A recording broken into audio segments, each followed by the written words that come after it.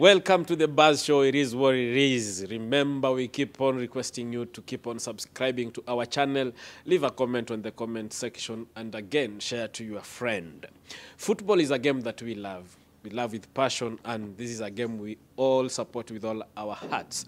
But imagine, with all that passion, you are banned from accessing the stadium. Today, I'm joined with the football administrator, former player. I think he will tell us a lot about himself, and he has a story to share with us. A story I know maybe some of you know, some of you don't have any idea. So all you need to do is keep it locked and don't stay away.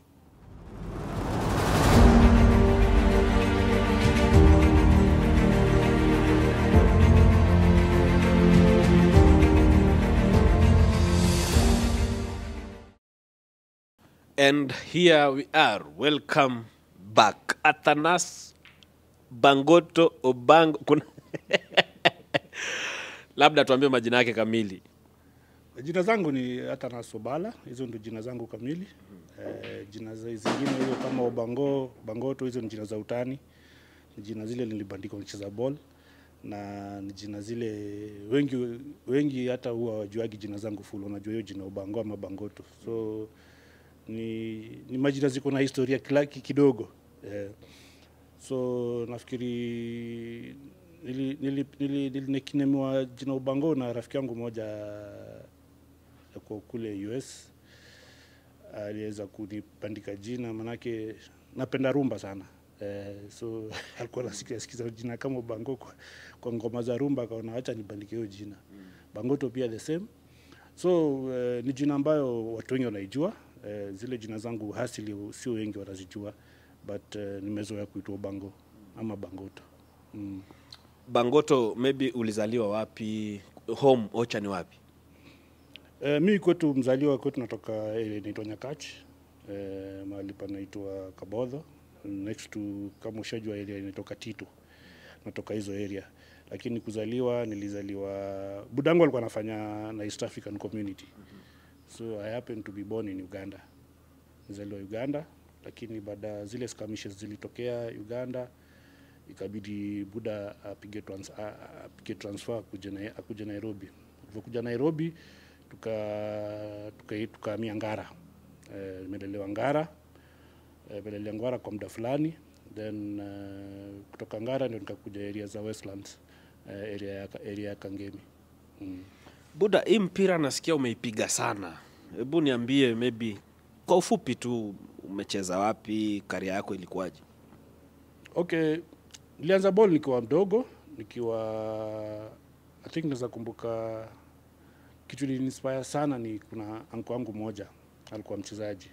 Tulikuwa tunaishi na yeye, alikuwa anapenda kucheza ball. Sasa nilikuwa napenda kumfuata sana. Tukiwa Uganda alikuwa anachezea KCC. Then baada hizo skirmishes tukaja Nairobi. So kuja Nairobi akaendelea na ball, akaingia Utalii College, akaanza kusoma. So career yake ya ball hakucheza sana. So nilikuwa napenda kumfuata sana hata hizo game zao za college nini.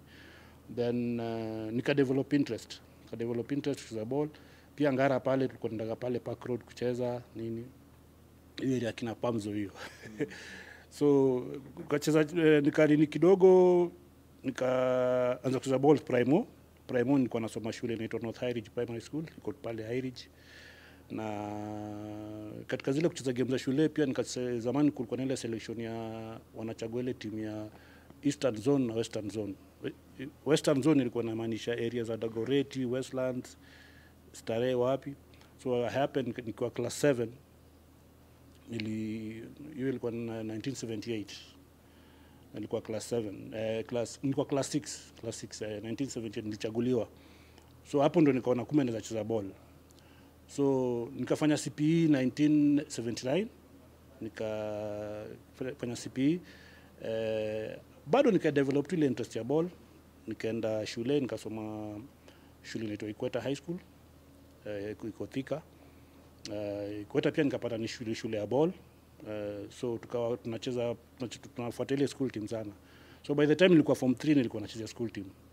Kwa school team 1982 tukaenda nationals kule Machakos, tukafungwa na Kakamega High Green Commandos, ikiwa Green Commandos. 83 nikamaliza form 4. Maza form 4 nikaona sasa naweza cheza ball. But by the time nilikuwa namaliza form 4 nilikuwa nisha sign na team inaitwa Firestone. Nilikuwa nawachezea games za league za mkoa wa Nairobi. Then Firestone nikawacheza kitu 6 months. After 6 months nikaweza kusign na team inaitwa, nikaonekana na the national coach ambaye alikuwa Marshall Mulwa. Marshall Mulwa alikuwa ndio coach wa team inaitwa Kenya FC. Kenya FC ilikuwa team kubwa sana Nairobi.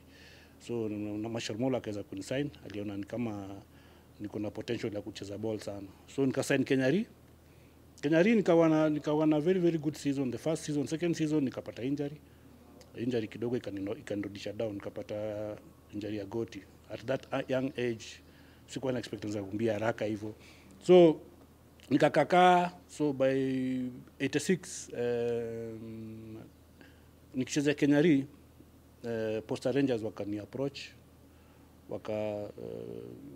Budango alikuwa anafanya Posta pia. So wakani approach Buda, wakamwambia wanataka kunisign. Buda pia akaniambia ni sawa because kuna advantage utapewa job. So nikasign na Posta Rangers, lakini sikucheza hata miezi 2, kukawa tu na differences kidogo. But muhimu nilipata job. Nikapata job nikaanza kufanya Posta. So nikaona wacha nirudi relax kidogo, juu injury pia bado ilikuwa japona poa. So 87 nikawa tu nacheza tu light tu kidogo.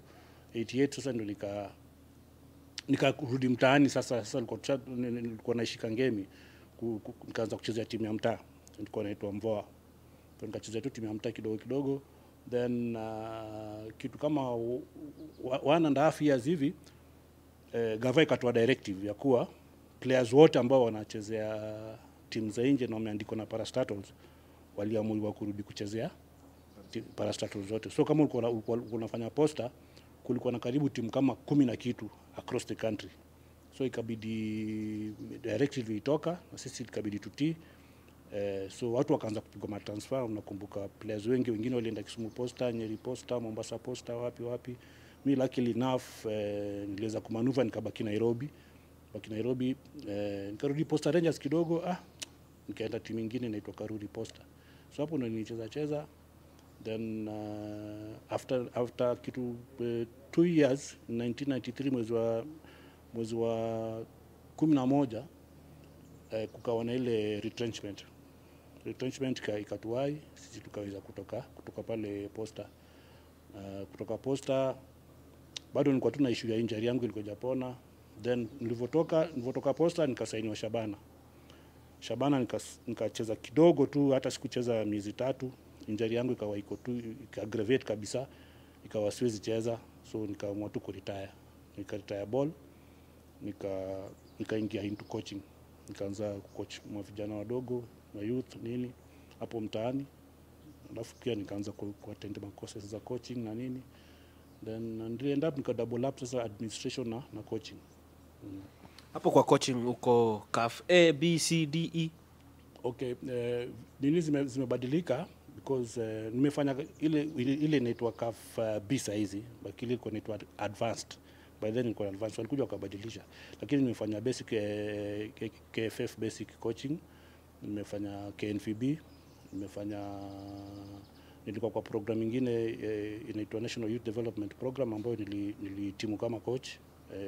Ilikuwa ni program ililetwa na GTZ, the German Technical Department na government ya Kenya na in collaboration na KFF. So nikafanya course pia youth. Hiyo course tulikuwa watu wengi, kina Ghost, kina Asira, makoch wengi tulikuwa wale saizi wamepiga hatua. So from then on nikaendelea tu na coaching. Nilikuwa na coach mtaani, kwa coach timu moja yetu ya mtaani ilikuwa inatoka Game United. Tuweza kucoach mpaka ikaweza kufika Premier League. Na pia nikapata nafasi pia kwenda coaching outside the country. I think mimi ni one of the coaches ambao wameweza kupata fursa coach nje. Nikaenda Seychelles nikacoach for 8 months. Nilikuwa na coach team inaitwa SMB, Seychelles Marketing Board. And then pia nilikuwa na coach team inaitwa Rovers Youth ambayo ilikuwa ni under 16. So kutoka Seychelles nikarudi tena mtaani ndio nikaingilia full administration sana, lakini sana nimekuwa kwa mambo mingi sana kwa committees za Youth Nairobi, za Coca-Cola, Orange Mabingwa, nimekuwa kwa hizo committee zote za youth. At one time pia nikakuwa official of federation katika branch in charge of technical, so niko na historia. So kwa hiyo story yako na it's a very good history, na such brains ndio tunataka katika development ya football ya Kenya. Na hiyo nini yako yote, mbona unasumbua federation? Mimi sisumbui federation because au watu wote wanaona kwa federation wamenipata kwa ball. Na at one time we were working as a team. But the problem ilianza 2011 wakati kulikuwa na elections, and we started, kama umesikia tournament inaitwa Super 8. We started Super 8 tournament in 2004 with the likes of kina Nick, kina Ush, all those people. We were a team. So we ran a very successful tournament hiyo miaka yote alongside the leagues of federation. Tulikuwa tunasimamia, I was coordinating the whole of Westlands, and also at that time I was deputizing Ush. So then when CEO wa Extreme Sports alivyoamua anasimama, then tukadecide to come back because we've been working together. And by then kulikuwa na msuko sana, kulikuwa na mambo ya Hatimi na Nyamwea. So sisi tulikuwa pande ya Nyamwea ambapo tulikuwa tuna fight. Kulikuwa na hii federation ilibadilishwa jina ikaitwa FKL, Football Kenya Limited, unaweza kumbuka. So tulikuwa tuna fight hiyo, tunasema football cannot be managed by a company, and yet sheria ziko very clear that lazima kuwe na federation ambayo is not an entity ambayo inaraniwa na watu watatu peke yake. Inafanya kitu because ilikuwa ni Hatimi, Erastus Okul na Kasuve. So tukasema, tukaanza kurebel, kukawa na two factions. Sisi tukarun league ya KFF na wale FKL. Sasa ikawa kuna stalemate. Na stalemate ile kwa ya governance. So at long last kukakuwa na ile resolution kuwa, nafikiri waziri aliingilia akasema tuwe na all inclusive elections, tuweze kutafuta ofisi mpya. So ndugu zangu tukakaa chini tukaendorse Hussein, tukasema sisi kama Hussein ametusupport football ya Nairobi sana, tumpatie backing kama group yetu. But along the way Nyamwea pia alikuwa anasimama. So ndugu zangu wote wakatoka wakaenda kwa Nyamwea, mimi nikabaki kwa Hussein. So ikabaki mimi ni traitor because I didn't follow them. So to me, I believed Nyamwea was not the best candidate to run football. That is my opinion at that given time. Given that in 1996 when he was the Secretary General, yeye ndiye waliderail ile National Youth Development Program ambayo ilianzishwa na Mjerumani alikuwa anaitwa Manfred Steves. Yeye ndiye alikuja kama technical director. Na walishindwa it was a very nice program ambayo ingetusaidia mpaka saa hizi. Tungefuata that program, football ya Kenya ingekuwa level nyingine. Lakini Nyamwea na group walikuwa part of, waliweza kuderail na kufrustrate Manfred akabidi akatoka. There was no support from the federation. So mimi I believed that at that given time Nyamwea ni rafiki yangu, but I believed that at that point he was not the best candidate kuweza kustia ball ya Kenya to another level. So mimi nikasupport Hussein, nikabaki Hussein kabisa. Ndugu zangu wakaenda kwa Nyamwea. So that is how the enmity came. Ikabaki mimi, why didn't I go with them to Nyamwea? But as an individual, I have my own principles za kusema kuwa this is not the right way. So hao walienda kwa Nyamwea, mimi nikabaki. Sasa ikabaki hiyo ndio ile beef ilikuwa. So kura ikapigwa, Nyamwea akashinda in a very funny way. We believe tulishinda, but kuna something that happened along the way. But hiyo ni history. So after that ikabaki tutaendelea na ile program yetu ya Super 8. That is when our problems now started. So in 2013 2014 SportPesa kwa kuja on board. Then mdosi wangu Hussein Mohamed akaweza tukapata sponsorship. Kampuni ikapata sponsorship. Tukasema now the program can run. So that is when the problem started. When we started the tournament, Nyamwea akatususpend. for akasuspend indefinitely. Na tulikuwa tumecommunicate nao, tumeandikia barua about the tournament, we wanted to collaborate with them, wakakataa. Then tukawaambia, then can we affiliate with the federation so that you may be able to recognize the tournament na nini.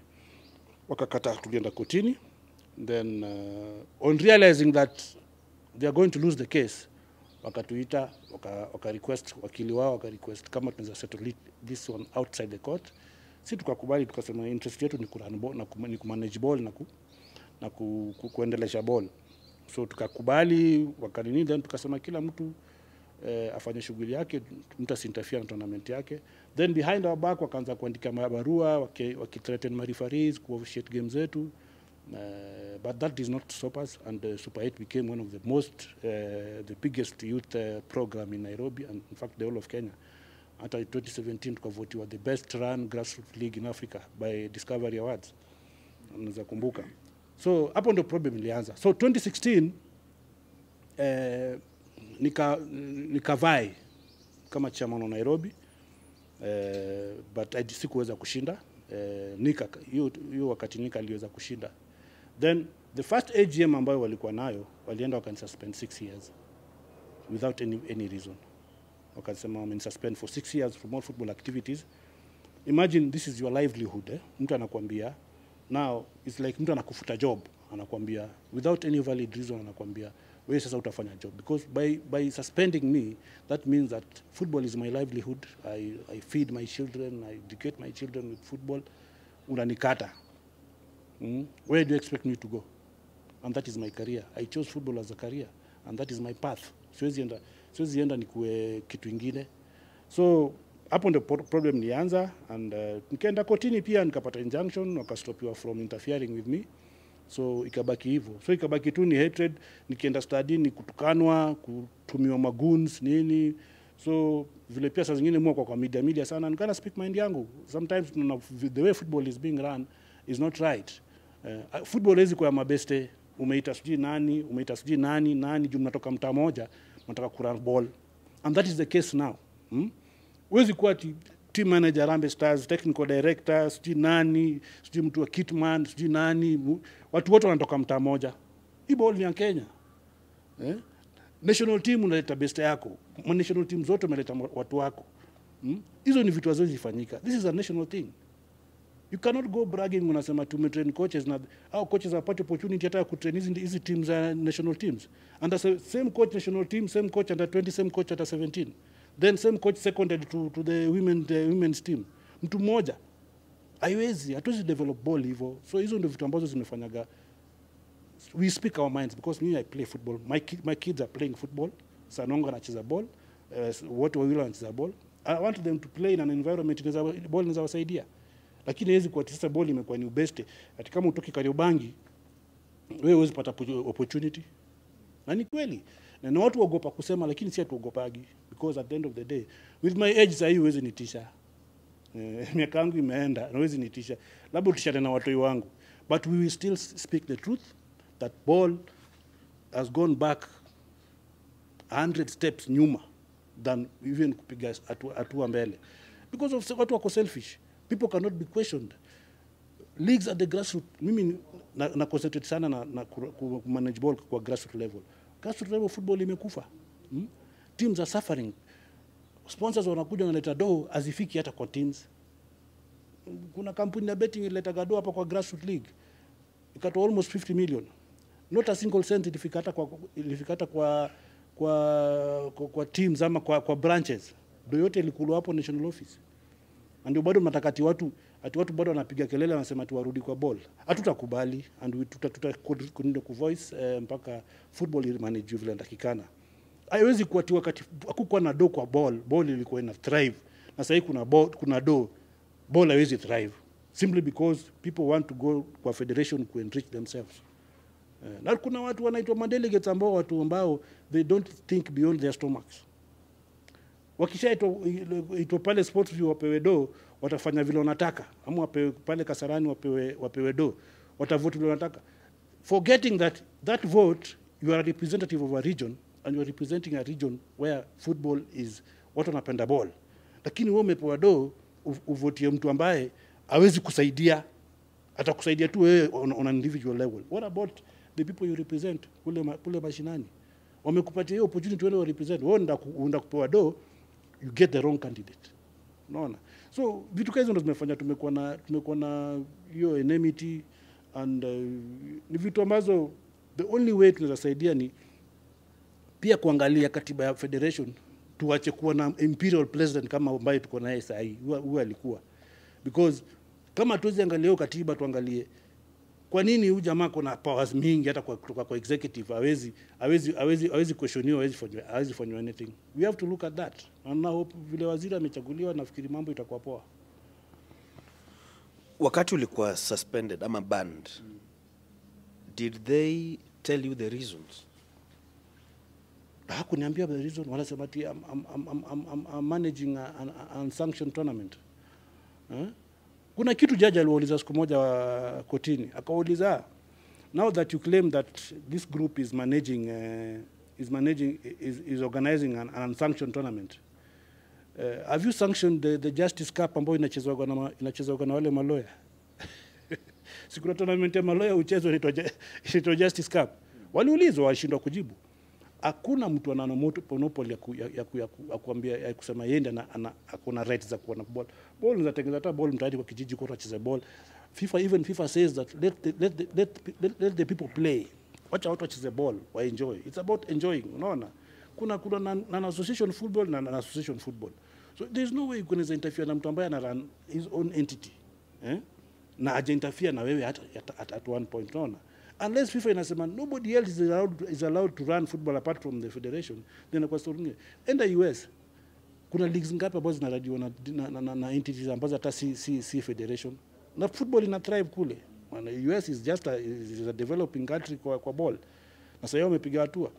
Hawajasema ati lazima utoke kwa federation ama nini. But I understand that if you want to run a league, kuna kitu umetaja hapa kuhusu affiliation. At each time, I understand mlikuwa na sponsor. Were you guys paying the affiliation fee, or there was something yenye ilikuwa inafanya federation haitaki kabisa mrani league? You see, the federation had that fear that we are going to get a lot of mileage and in terms of how we do our things professionally. Because if you see, Super 8 League is one of the most professionalized league ambayo, hata ukienda mtaani saizi ulize. Ask anybody about Super 8 League. We did a lot of marketing. We did a lot of, we had good media exposed. We were even having videos for players. We had several videos ambazo zilisaidia wachezaji. Some players are now in the US. Kuna player alienda Djibouti, kuna player alienda Somalia, kuna player alienda South Africa, using those videos ambazo tulikuwa tunachukua. And that is where we should look at. Lakini walikuwa wanakuwa ile fear factor kusema, because we wrote to them applying for affiliation. They never responded. So in short tunajaribu kusema federation haikuwa inataka tu mcheze hata kama hawakuwa nataka, hawajawahi taka, because we were not rivaling them. As we were just tulikuwa najaribu kuziba pengo ambayo iko pale kwa grassroots ambayo haiko utilized, because pale grassroots hakuna ball ilikuwa, because we were even paying teams were getting monthly emoluments. Walikuwa wanapata do, kila team ilikuwa inapata 20,000 per month. Timu ya mtaa inapata 20,000. Every fifth of every month wamepata do imeingia kwa account yao, just to sustain them. A league that we are paying the winner $1 million. The runner up tulikuwa namlipa 500,000. Number 3 tunamlipa 250, number 4 tunamlipa 100K. We kit them, patia every team 5 quality balls every quarter. Hiyo ndio kitu walikuwa wataki. Na nini kitu ambayo, instead of even embracing us tuambie, we even told them that we are even ready to help you manage the leagues za Nairobi. Walikataa. Give us that leeway tutengezee, we come up with a program. Nyinyi wetu mtakuwa mna oversee tu. Kazi yenu ni oversight, kuangalia leagues na anything ambazo zina issue dispute ama nini, nyinyi ndio mtahandle. For us it's just administrative and day-to-day running of the leagues. Walikataa. There was an allegation that you guys were using federation teams to play this tournament. Was it true? Hatuko natumia federation teams. Teams zenyewe zilitoka federations. zilitoka federation zikakuja kucheza Super 8 out of their own willingly walisema sisi tumetoka federation na hizo teams zilitoka waliziban zote.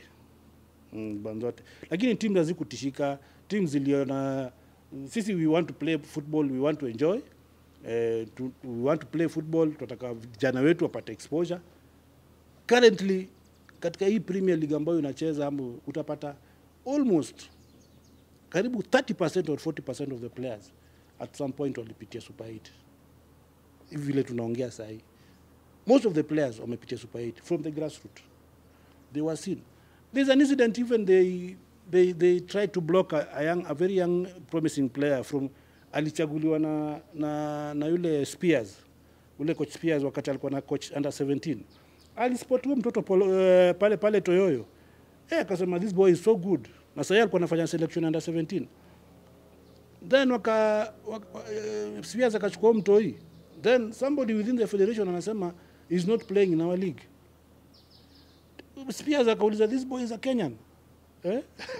What does it matter? Aliuliza huyu mtoi ni Mkenya. Si ni Mkenya? So out of ile kuona aibu nini wakachukua mtoi alikuwa anaitwa Zidane Gwanda. Budaki alikuwa anacheza ball kitambo alikuwa anacheza pipeline. So you see that level of malice. Mtoi iko talented. Alienda paka ile game walicheza na Cameroon wakifungwa 5, wakienda Mauritius wakicheza ile Kosafa, mtoto alienda. Very good boy. Unaona? Lakini unataka kumzuia because he's playing in a league that you guys don't recognize. What are you looking at? Are you looking at the league or the talent? You ndo swali. So after nyinyi kwenda kotini mkapewa injunction, Super 8 ilikufa? Okay, Super 8 unfortunately enough, Nick Monda na group waliandika barua every corner where we were getting sponsorship. Waliandika barua SportPesa, wakaandika barua Betika ya kutu-threaten. In fact, when we were given the opportunity to manage the Ronaldinho tour, I think when Ronaldinho came, it is Super Extreme Sports ambayo ndio iweza kumanage hiyo tour ya new. But it did not go well, au kusikia vizuri. When the first training as Arsenal training camp ambayo ilikuwa hapa Kenya, sisi ndo tulimanage. I was in charge of the training camp. They brought a lot of issues, wakajaribu. Even last minute, we were almost pulling out because they were too much. Wanataka wa manage. So tukasema, let's manage this one, the next one. Tukaambia SportPesa you can. And then a lot of malice, nini. SportPesa could not renew our contract because the contract yetu ilikuwa expire iliisha. So they could not renew through those lobbyings, federation, nini.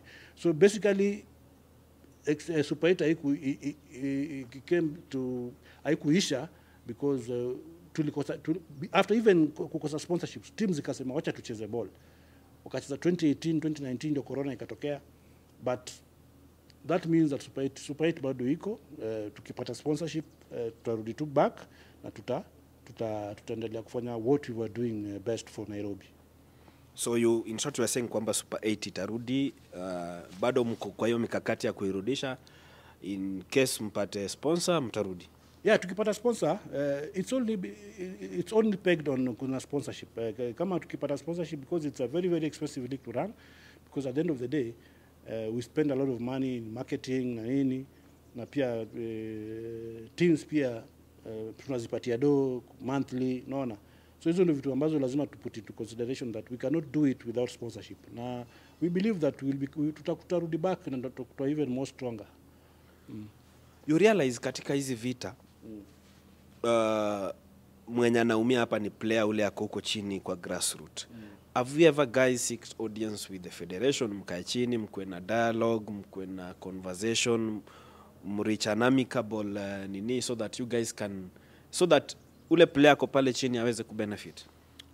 Kuna time Captain Karauri alituita federation, akatuita sisi, akasema we need to work together. Sisi tukamwambia, for us we have no problem with the federation. These guys seated here, at one point there were some of them were coordinators of this tournament. I can name them. Uma, the current Nairobi, was the head of the tournament. There is Dixon Doyo, there are some Jojo Nyango. We have so many people who are now in the federation ambao walikuwa part of this thing. So the biggest question is, what changed that now this tournament is not good? And we even wrote to them tukawambia tutaka to collaborate na federation. We were doing that before. From 2003 to 2010, we were working with the federation. In fact, leagues zilikuwa zinasimama, tournament inachezwa inaisha, leagues zinaendelea. But what suddenly changed now that they are in power? And they were part of this. Hiyo ndio swali watu wanajiuliza. Nini ilibadilika? So hiyo ndio swali tunajiuliza. Na hiyo time Kararura alituita, Nick alisema the only thing we can do is to fold up and go. How do you tell somebody to afunge kampuni yake aende? And that was his word. And I'm saying what he exactly said in front of the directors of SportPesa. Because these guys wanted to support the federation and us. Because for us, SportPesa felt that we gave them a very good platform for them to market themselves. Super 8. Super 8 became so big. SportPesa became so huge in Nairobi. So we at one point we play part kubwa sana SportPesa kugrow. So wale walifeel kuwa maybe tukishika hawa watu wote wawili we will even grow further. But hawa jamaa wataki bana.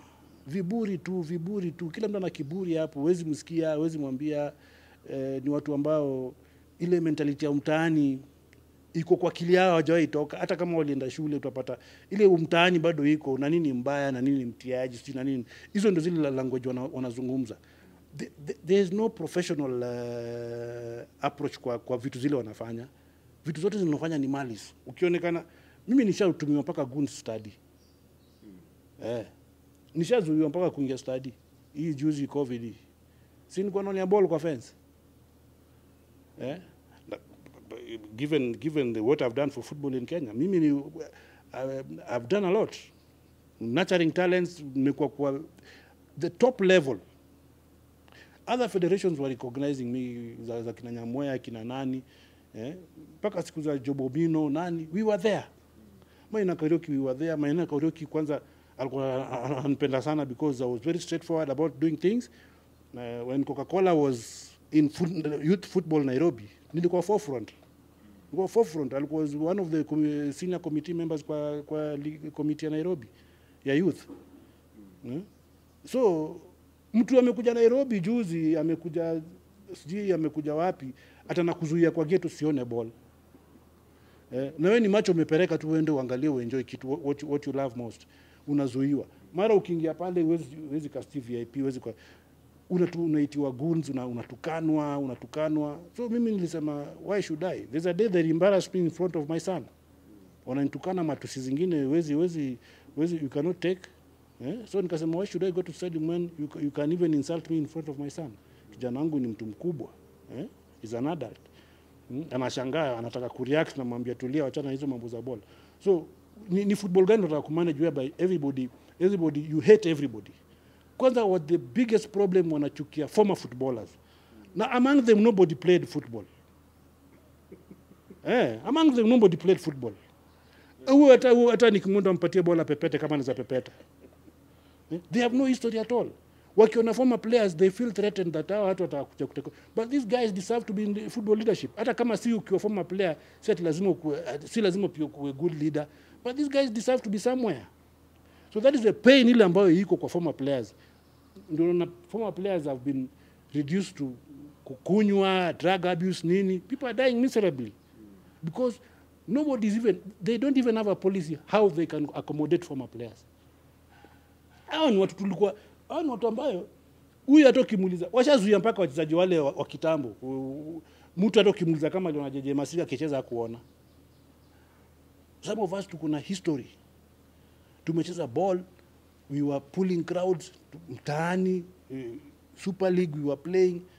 So mtu ambaye hata hajawahi kanyaga kiwanja sasa ndiye anakusimamia, yeye anakuambia ati wewe ufai kuingia study, wewe ufai kuwa. So the biggest threat they always feel is the former players. Because the former players cannot do anything because they don't have resources to compete against them financially when it comes to elections. Former players hawana do. Lakini unapata mtu akona do anabai ma delegates anakuwa president. It has been the thing throughout. Hapo kwa delegates, ni nini hii yenye wewe unaona yenye yani hawa delegates wote hawezi ona? Mimi I look at the future of football. The delegates don't look at the future of football. They look at their stomachs. Awangali, huyu ni mtu akishapewa hiyo doa achaguane hivyo atarudi Ocha. Most of them wanatoka huko up country. Kwanza coincidentally ufanyika time ya January elections nafanyika hiyo time ya wengine wao wanatafuta school fees. Anaona akipigwa hii doa alipe school fees amemaza shida zake. Afikiria anaribia watu ninio. And the only thing people don't understand about football is a multi-million business. And you can make money in football genuinely by not stealing. It happens worldwide. People are making money, getting kickback. Kickback siko kwa ninio. You get a sponsor, unapata 10% yako, you earn your money. So unajaribu kuallege kwamba federation iko na wezi? Kwani Mosh, unafikiri hatuwajui? Kwa nini wako kotini kama si Wagondi? Why are they banned? Why did the minister? Kwa nini minister alidisband your neck? Iko kwa public domain, ndio inatoka kwa account ya federation na kwa account ya mtu. Now you want to use political connections kujaribu kuskattle court process ama nini. But at the end of the day, hao jamaa lazima watenda tu home. Hakuna jambo lingine. They have to go home. We are going to make sure that they don't come back kwa football. Wakirudi kwa football, we have no business being in football. Wacha mimi niende na catch nilime watermelon huko nitengeze do yangu nione ball kwa TV na maisha yangu endelee. But having those guys back in football, these have brought down football to its knees. Hao watu ni Wagondi some of them, they are questionable integrity. Wameacquire properties na pesa ya ball. Players wanaumia. Teams ngapi zilipi wachezaji? Because there's no sponsorship kwa ball. Tell me now who wants to come to football? With all these scandals zote. Tell me any corporate, apart from maybe going to a club, which corporate is willing to come to the federation to pump in money? If they can steal government money, what about corporation? Is my corporate. Hao tu ni Wagondi Moshi. Hakuna gati uongo. Na hakuna mali tunalipeleka. Mimi nasema how it is. Unajua sometimes sisi mimi hata kunibamba saa hizi utakuwa unajisaidia because hata nikidai kwa jela huko tena nizikwe na mama wangu ishi. Lakini nimesema ukweli. Tuko na Wagondi kwa ball. Tena big time. Tunajua. Unajua sisi kama tumelelewa na wewe tumekuwa na wewe Moshi throughout. Mimi bado naendesha bike au naendesha Prado. Na najua income yako vile ilikuwa. Umeingia mahali ushabai Prado, ushabai nini, umebai property. Umetoa hiyo do wapi? Pesa ya COVID ilienda wapi? Mshajua ilikuwa? Si pesa FIFA ilipeana COVID, pesa ya kukushon COVID. Hiyo pesa ilienda wapi? Odibet walitoa 50 million na grassroots football. Where is the money? Where is the OB van? Where is the OB van? Pesa 2018 Betika sponsored NSL. Hata Ndururu hakulipa rifari hata mmoja. Rifari ulikuwa na intimidate wanaambiwa endo chezeshe NSL hatutakupatia game ya Premier League. Ukikataa NSL 2018 and niko on record hata nishasema several times, mtu wote ambaye anafikiria anasema uongo ama rifari wote akuja niambie.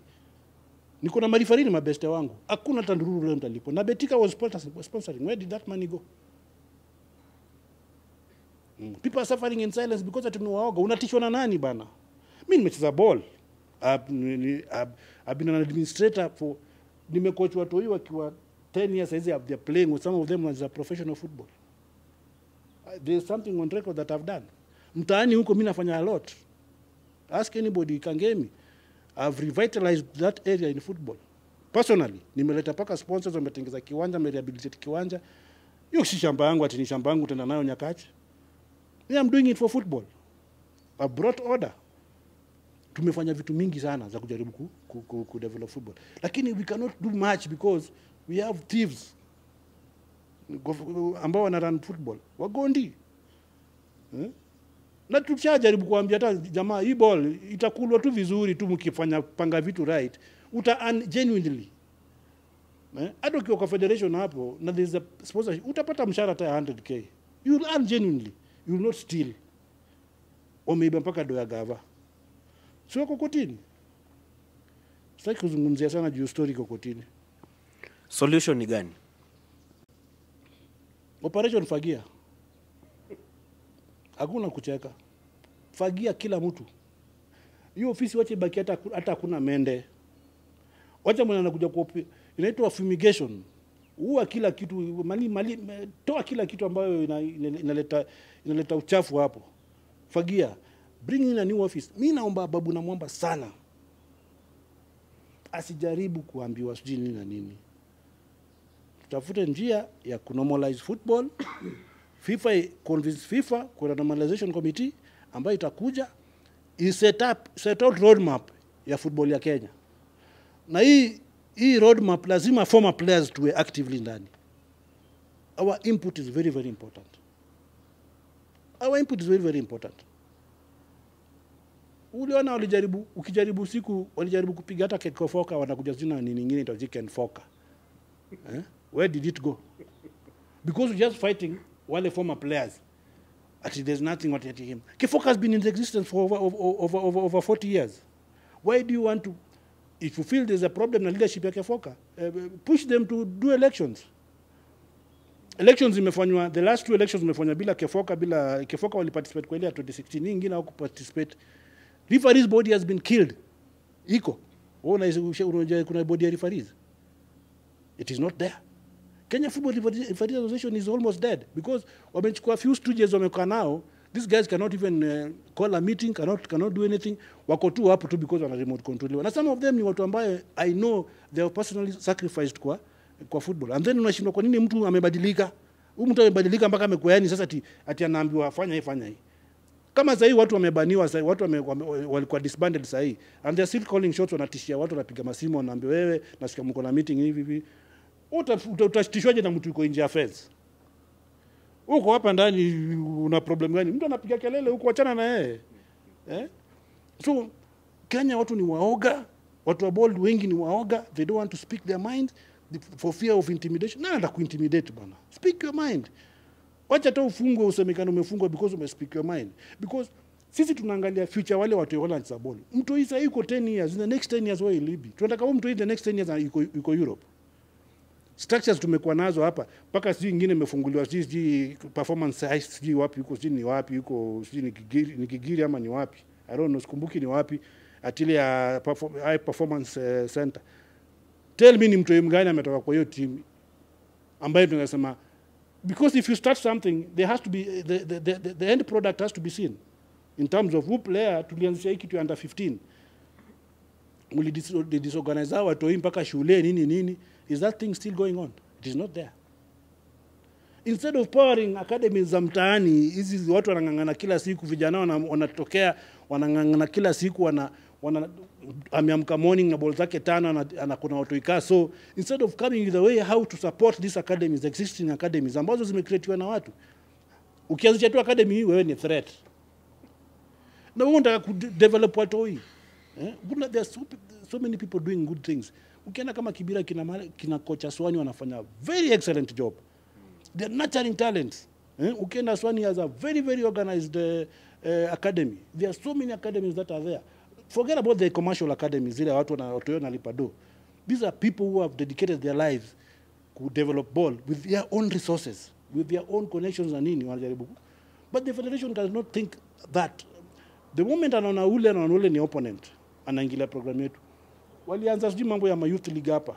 Hakuna individuals ndio kama sisi ndio tunasupport youth football. Mimi every week move ya mtu boot moja mtaani. Every week move boot moja kubaya mtu hii. Na boot zinaizwa si ni ndio mingi, mtu 300 kila wiki. Niko na schedule ya watu hii. Wale ni sport ni talent. Wale wa parents wao move kiatu 300 mtaani every week. Tukimalizia, how can you rate Nick Mwendo's performance since he was elected?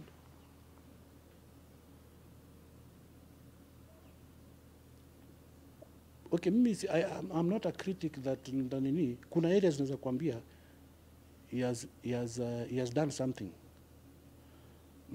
But kuna areas ambazo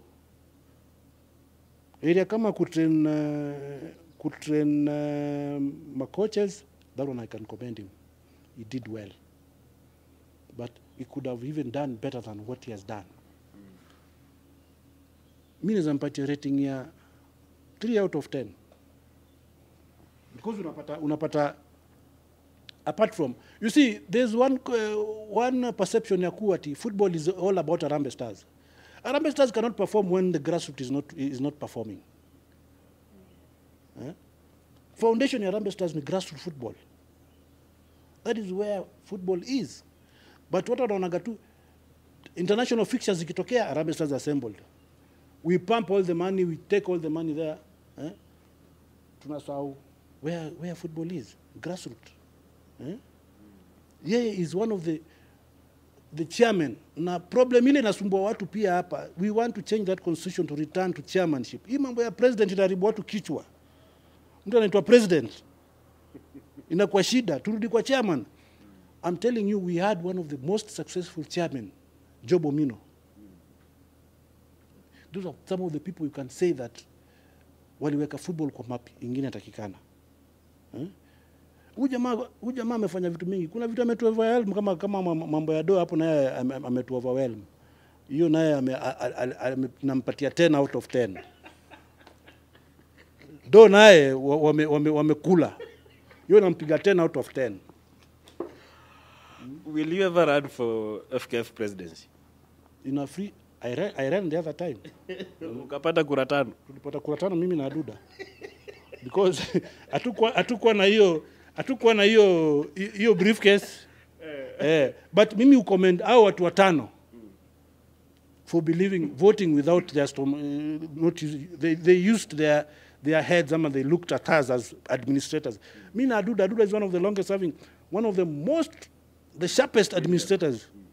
Brilliant brains kwa football ambayo we don't even look at. Lord Vikaduda. I came his running mate because I knew that ujamaa ni mtu anaweza, despite mambo mingi watu bonga juu yake, lakini in terms of brains and network, huyu ni mtu anaongea na kila mama. He talks even at this point mali yuko sahi. I don't talk to FA presidents across in West Africa na wapi. Ukana yeye atapata FA Ghana amempigia nini. He has connections and he has that. He's a very brilliant guy. That one I can tell you without fear of contradiction that Aduda is somebody we need in Kenyan football. But elections ikikuja, tukipata na tu watu wapoa, mimi nitasimama. I don't know where, but mimi I don't mind being hata kuwa bag boy, but football is on the right track. It's not about positions. It's about how you are going to manage that game. That is the most important thing. If a normalization committee can be formed, and maybe we go for another election, let us assume you are not running. Ni nani ule una believe akisimama na apewe anaweza badilisha vitu kwa football ya Kenya? It is not reserved. Football chairmanship presidency is not a reserve for anybody. There are so many brilliant minds. Kuna former players ambao they are brilliant. There are people who they have the football know-how. They understand the game. Ni wengi. There are so many people. I cannot name one. There are watu wengi. Watu ambao mimi personally nikiambiwa, kuna ule akisimama nitasema huyu hapana. Kuna huyu akispointiwa nasema huyu, hata kiini nasema huyu hapana. Tunarudi. So nisema pia mimi ni mzuri, mimi pia na weakness yangu. But tukitaka ukweli kuwa in the next 10 years we want to leave football, wakati sisi tuna retire, we want to leave football in safe hands. Ama we want to leave a legacy whereby kuna structures ambazo zitasaidia football for many years to come, hata kama wakati hatutakuwa. But ibakigi, kama what Omino did, Omino left very, very good structures. Mabuda wale walikuwa wanajua what they wanted, what they knew. They were doing this for the future. But saizi, kama tuwezi tengeza ball for the future, ni problem. So mimi naweza sema whoever atacome in, na mimi na believe lazima, the only thing inaweza tusaidia hapa ni elections and have fresh faces. People wale hawajapakwa matope, people mtu wote is not tainted, akuje kwa ball, wajaribu kurekebisha hii ball. Otherwise tukisema ati si bado si status quo nini, acha sisi tuende ocha bwana. Maybe my last question. Let us assume Nick is going nowhere, as in maybe anaweza kuwa reinstated. Kamera ndio hii. Unaweza mwambia nini? Kumwambia Nick Mwendwa? Tafadhali wachana na ball yetu. Wewe you have achieved what you wanted in football. Wachana na ball yetu. Wacha mtu mwingine aingie ajaribu. We know what you've done for Kenyan football. Positively and negatively. Lakini kwa sasa utusamee mtu mwingine run ball ya Kenya. Kisha. And that marks as the parting shot from the Buzz Show. I think umesikia mwenyewe, so sisi letu ni kusikiza tu. Sisi hakuna cha kusema. From my great producer behind the cameras, Oliver Ananda, tunasema tumelog out mazee.